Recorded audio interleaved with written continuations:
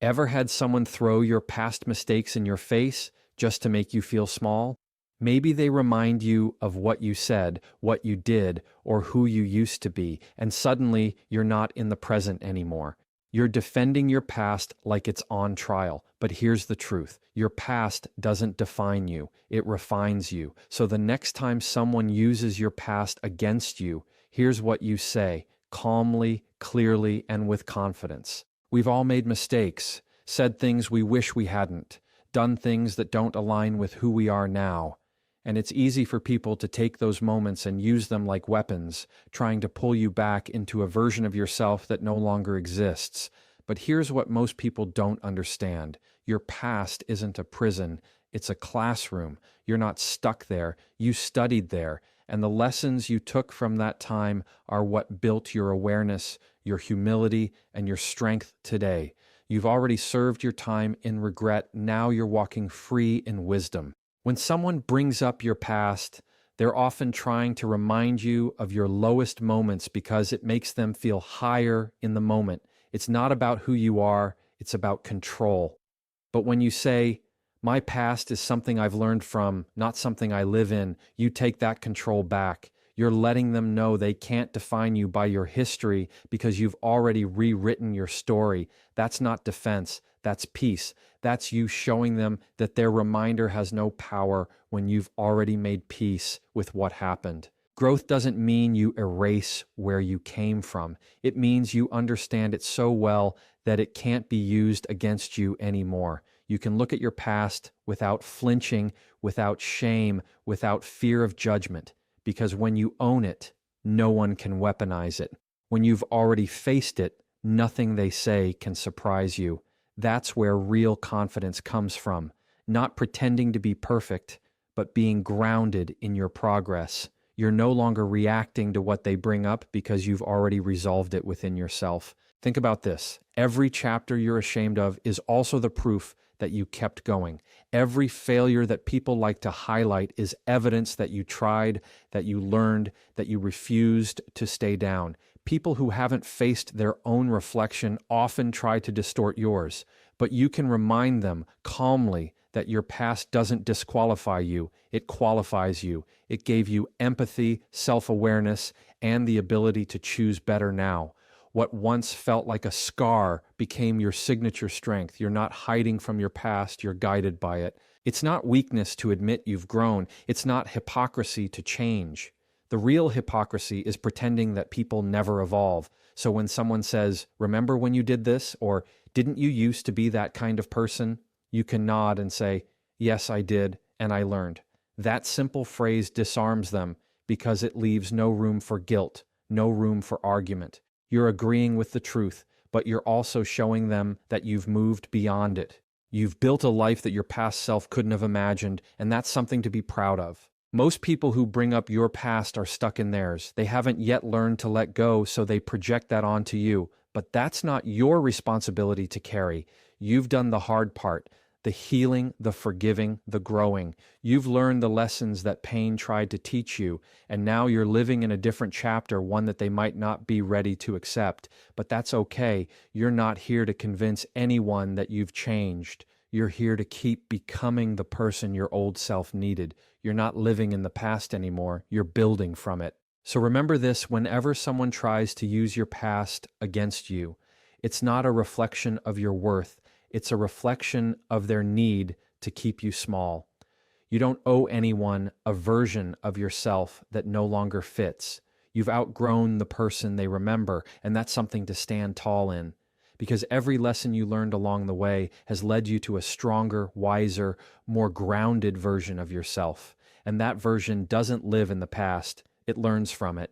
There's a quiet power in understanding that your identity isn't fixed. You're not the same person you were last year, last month, or even last week. The way you think, the way you react, the way you show up, it's all evolving, and that's something most people overlook when they try to hold you to your past. When someone brings up who you used to be, it's often because they haven't updated their version of you. They're still looking at an old picture while you've already moved forward in real life. You can't expect everyone to see your growth, and that's fine. What matters is that you do. that you stay focused on the direction you're going instead of the shadows behind you. Saying, "You're talking about who I was. I'm focused on who I'm becoming," is more than just words. It's a declaration of perspective.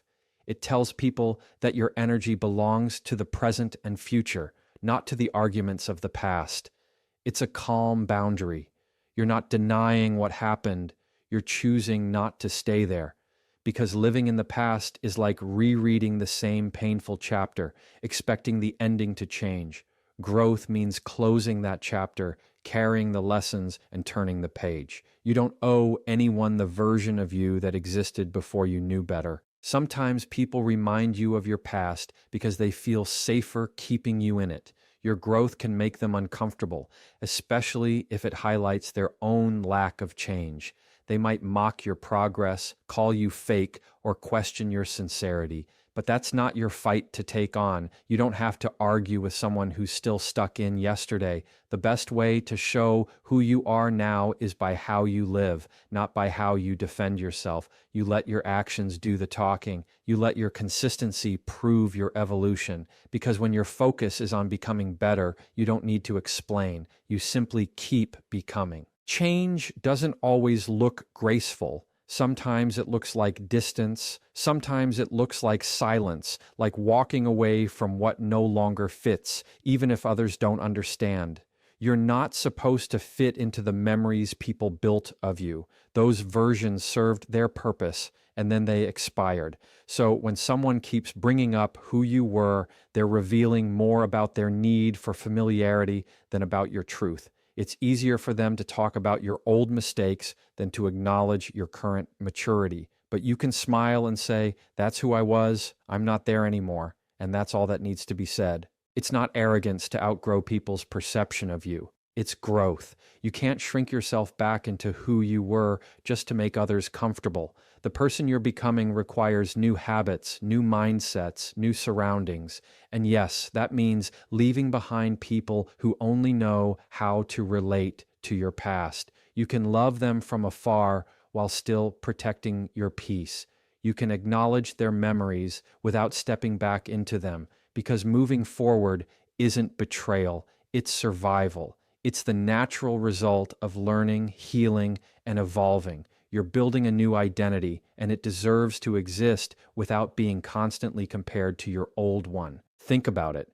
Every day, you're exposed to new lessons, new people, and new experiences that shape your mindset. You're not static, you're fluid. The past version of you didn't have the wisdom you do now. That version made choices with limited awareness, and that's okay. That's what growth is supposed to look like: imperfect, continuous, human. When you focus on who you're becoming, you give yourself permission to improve without shame. You replace guilt with responsibility. You stop rehearsing who you were and start practicing who you're meant to be.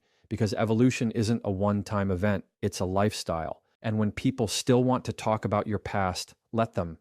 That's where their conversation ends and your future begins. You're not obligated to stay in a version of yourself that no longer represents your values. You're not here to convince anyone of your growth. You're here to live it. You know where you're headed, even if they don't see it yet. You know the work you've done, the nights you've wrestled with your old patterns, the times you chose peace over pride. So when you say, "You're talking about who I was, I'm focused on who I'm becoming," it's not just a statement, it's a mirror of your progress, a reminder that your focus belongs to the road ahead, not the path already traveled. There comes a point where you realize that not everyone brings up your past because they care. Some do it because they can't handle the fact that you've moved on and they haven't. When someone keeps reminding you of what you did wrong, they're trying to hand you the weight of their own discomfort. But here's the truth. You've already carried that weight. You've already faced the guilt, the shame, the self-reflection, and the work it took to grow from it. So when someone tries to drag you back into that same place, you don't have to pick up that burden again. You can calmly say, "If my past bothers you more than it bothers me, that's your issue to carry," and walk away knowing you're protecting your peace, not defending your past. People love to play moral referee when it comes to someone else's life. They'll judge you from the comfort of distance, pointing out your flaws like they've never made their own mistakes.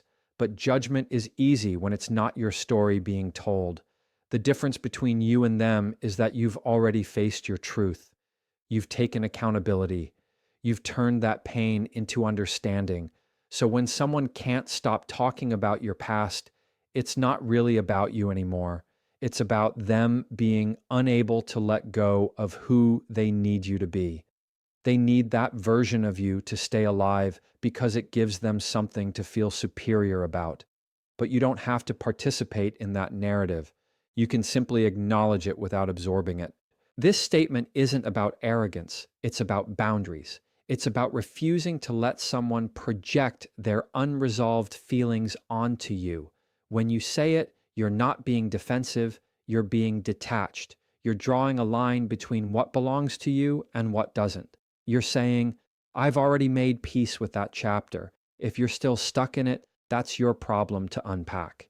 It's powerful because it keeps your emotional responsibility where it belongs, with you, and leaves their projections right where they came from. You're not responsible for someone else's unwillingness to move forward. It's easy to get pulled back into explaining yourself, trying to prove that you've changed, trying to get them to see your growth. But sometimes people don't want to understand. They just want to hold something over you. That's why you stop trying to convince them. You don't need to reapply for your own peace. You already earned it through self-awareness and growth. So the next time someone brings up who you used to be, you can respond with calm confidence instead of emotional defense, because peace doesn't mean silence, it means clarity. It means you know what's yours to carry and what isn't. There's something freeing about no longer taking ownership of someone else's discomfort. When you stop trying to make everyone comfortable with your growth, you start living freely. You stop shrinking to fit inside their version of your story. They can talk about the past all they want. It doesn't make it your present. You can listen, even nod, without reacting, because you've already done the inner work. You've healed the wounds they're still trying to reopen. And if they can't handle that peace, that's their own reflection to deal with. You've spent enough time apologizing for being human. Now you're just focused on being honest and evolving. The people who keep revisiting your past are usually the ones who haven't made peace with their own. They see your growth and feel threatened by it because it forces them to confront what they haven't changed in themselves. So they try to pull you back to a time when you were easier to understand, easier to judge. But you're no longer that person, and you're not responsible for helping them feel okay about it. That's what this statement does. It reminds both of you where the accountability lies. You own your growth and they own their fixation. You're not dismissing the past, you're just refusing to live under someone else's version of it. When you fully accept your past, it loses its ability to control you. And once it no longer controls you, it can't embarrass you. That's why other people's opinions about it stop mattering. You already face the mirror they're trying to hold up. You already stood in your own truth long enough to make peace with it. So now when someone brings it up, it doesn't sting. It just sounds outdated. You can let them have their conversation, but you don't have to join it. Because if your past bothers them more than it bothers you, that's not your load to lift anymore. You've already done the heavy lifting, and you're finally walking light. There's a difference between pretending your past didn't happen and understanding how it shaped you. Growth isn't about wiping the slate clean. It's about learning to build on top of what's already there.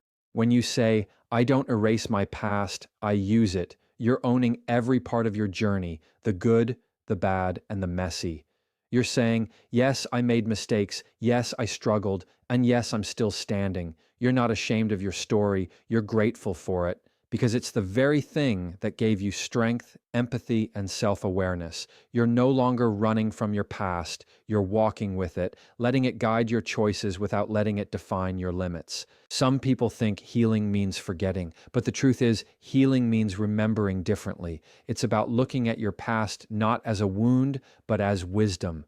Every pain taught you something about who you are and what you deserve. Every failure showed you what needed to change. Every disappointment built resilience where weakness once lived. When you use your past instead of erasing it, You take back the power it once had over you. You turn memories into motivation, regret into resolve, and shame into strength. The story that once held you down now becomes the reason you stand taller. People might still see your past as a stain, but you see it as a source. It's the place where you learned boundaries, compassion, and courage. You're not trying to rewrite history, you're using it as a reference, because the same experiences that made you question yourself are the ones that now make you unstoppable. When you use your past, you're saying, I've already lived through worse. I know how to recover. I know how to rebuild.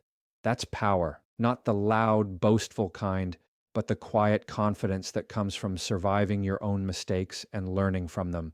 You've taken what could have broken you and built something out of it. Using your past doesn't mean glorifying it. It means extracting the lessons without carrying the pain. You're able to look back without being pulled back. You can revisit those memories without losing your balance. That's emotional maturity, the ability to remember without reliving. Because the goal isn't to pretend you never messed up. The goal is to show how you've evolved because of it. Every scar has a story, but now it's a story that serves you, not one that shames you. You've learned how to turn reflection into progress, and that's something no one can take from you. The moment you stop trying to erase your past, you stop giving it power over you, because what you hide owns you, but what you face frees you. When you openly acknowledge your past, people can't use it against you anymore. They might try to remind you of it, but you can respond with calm certainty. I already know. I was there, and I learned. You take away their ability to weaponize your past by transforming it into wisdom. You're showing them that the same story they want to shame you with is the reason you've grown into someone stronger and more grounded. That's what it means to use your past. It becomes your foundation, not your cage. You see, your past isn't something to hide in the dark corners of your memory. It's a blueprint. It shows you what patterns to avoid, what habits to break, and what values to hold on to. Every experience, even the painful ones, gave you insight you couldn't have gained any other way. You know what it's like to fall and get back up. You know what it's like to lose and rebuild.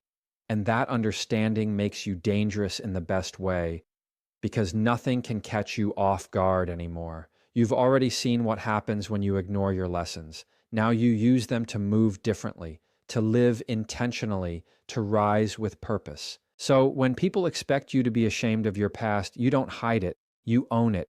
You wear it as proof that growth is real and possible. You show that you're not trying to delete your history because your history is the reason you have wisdom. You don't erase it because it's your teacher, your reminder, your fuel. Every version of you, even the broken, uncertain, or unpolished ones, played a part in building the person you are now. And that's what makes you unstoppable. Because when you learn to use your past instead of running from it, nothing about it can ever be used to stop you again. Growth isn't about pretending your past never happened. It's about recognizing that every version of you was necessary to get here. When you say, what I did then helped me become who I am now, you're acknowledging that the person you were made choices with the knowledge and awareness they had at the time. You're not excusing mistakes. You're understanding them. Every wrong turn, every heartbreak, every regret carried a lesson that shaped your mindset today. You're not proud of everything you did, but you're proud of how you grew from it. That's the real transformation, not perfection, but progress built from honesty. When people talk about your past, they often forget that change takes courage. It's easy to criticize someone from the outside, but it takes real strength to look at yourself and say, I can do better. You've done that. You faced your flaws, you took responsibility, and you evolved. You didn't stay stuck in the patterns that hurt you or others. You learned, you adapted, and you grew. That's something to be proud of. Because pride doesn't come from having a flawless history. It comes from having the humility to improve and the discipline to keep doing better. What you did then might not reflect who you are now, but it's the foundation that allowed you to become this version of yourself. Think about how many times your mistakes became your motivation. The pain you felt pushed you to find peace. The moments of failure taught you resilience. The times you hurt others taught you empathy. Those experiences built layers of depth in you that nothing else could have. Without them, you wouldn't have the same understanding, the same patience, the same clarity you carry now. So, no matter how hard your past looks on paper, it still played a part in your growth. You took what was broken and used it to build something better. That's not something to hide, that's something to honor. There's a strength that comes from owning your journey. When you stop running from your past, it stops running after you.